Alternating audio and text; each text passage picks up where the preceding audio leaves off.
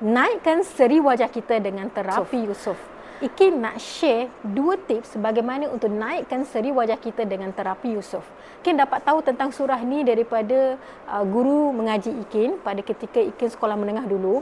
Guru mengaji Ikin menyatakan petikan surah ni adalah berkaitan siapa yang nak cantik, amalkanlah baca surah ni selalu. Waktu ketika itu muka Ikin penuh dengan jerawat.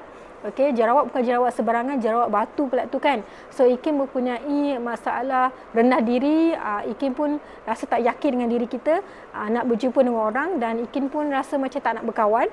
So Ikin mengamalkan surah ini membuatkan Ikin naikkan, pulihkan semangat Ikin dan naikkan aura siri wajah Ikin supaya lebih yakin berhadapan dengan manusia.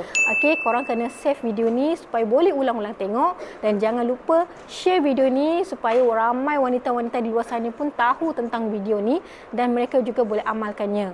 Jangan lupa follow Ikin supaya Ikin boleh share lebih banyak video-video bermanfaat. Okey?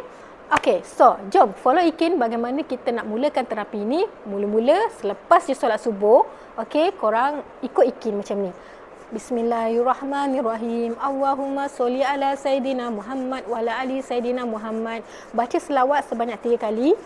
Lepas tu teruskan dengan إذ قال يوسف لأبيه يا أبت إني رأيت أحد عشر كوكبا والشمس والقمر رأيتهم لي ساجدين. Terus sapu wajah kita macam ni. Okey, masa tu korang akan rasa macam wow sangat, muka ni rasa macam aura dia lain tau. Semoga korang dapat manfaat daripada video Ikin dan korang pun boleh amalkan terapi ni. Semoga dimudahkan segala urusan korang supaya korang lebih yakin berhadapan dengan manusia. Okey, jumpa nanti di next video. Assalamualaikum warahmatullahi wabarakatuh. Bye.